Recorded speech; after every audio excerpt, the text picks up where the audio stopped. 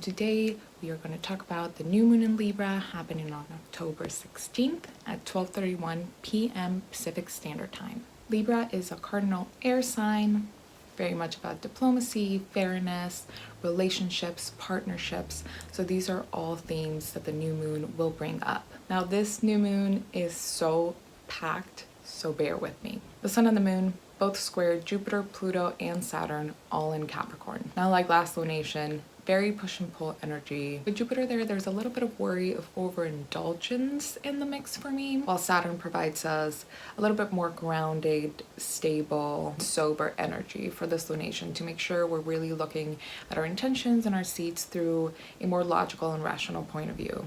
As regards to Pluto, bitch is just there to make things more intense. With this aspect though, I want to make sure that we're not being restricted in the seeds that we want to plant, but we're also not setting the bar super high and putting high expectations on ourselves that it might be difficult to meet those. Mars retrograde will be opposing the sun and the moon. With this aspect, short tempers, anger flaring up, bickering can be very present. We can be very reactive to emotions, situations, and people. So for me, anything regarding Mars, I'm just like, take a beat, take pause, take a breather. Mars is very much about go, go, go, do, react, react, react, and that's really not conducive to any creative behaviors or patterns for this lunation really. But this is a great chance to use our emotions in a creative way to fuel the passion to fight for something that we want or that we simply believe in. Another Mars aspects that we have this lunation is Mars retrograde will be squaring Jupiter and Pluto. Usually with Jupiter square Mars, it's kind of a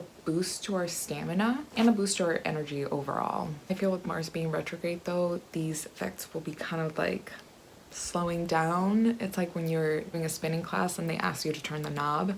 It's like very winding through the slow process of trying to be positive and using this passionate Mars energy for the better really, instead of trying to start fights, just using all that passion and all that aggression that we have inside of us and turn it into something productive. Be power struggles coming to the forefront with Pluto in the mix there, so you know, just make sure that you're not I guess this is a good time to say pick your battles wisely. With the better aspects that we have this lunation, Venus will trine all Jupiter, Pluto, and Saturn in Capricorn. This is a very supportive energy to make long-term commitments and to be disciplined and really dedicated to these seeds that we want to plant. It's also very beneficial to strengthen already existing bonds, like relationship bonds.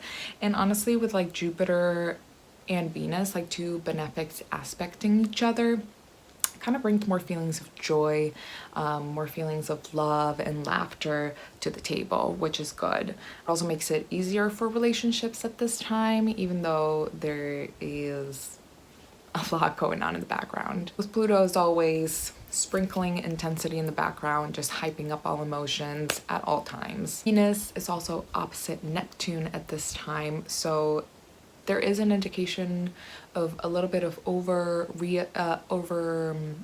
idealization with either money or relationships, and us not being able to really see and think clearly when it comes to those topics. Uranus will be opposing Mercury, who at this point is retrograde in Scorpio, so this really indicates kind of a scatterbrained energy. Not really ideal to make solid plans during this time, like the actual opposition, especially not good around making decisions about important things. One of the things I do recommend for this lunation is really taking time a few days before and sitting down and getting clear on what intentions and what seeds you're planting, and really tending to this next lunar cycle, just because the energy of the actual new moon is too chaotic and too scatterbrained to actually be able to sit down and meditate on it, ask for helping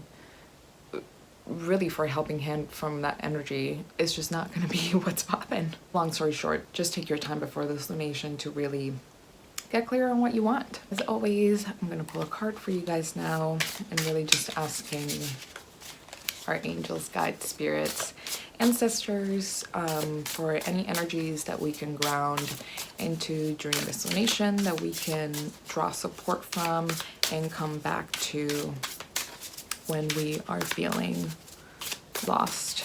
All right, we got the yin, feminine polarity. This says introspection, contemplation, receive, accept, imagination, intuition. So really connect with yourself, connect with your divine feminine for this lunation, and what really will be best for her.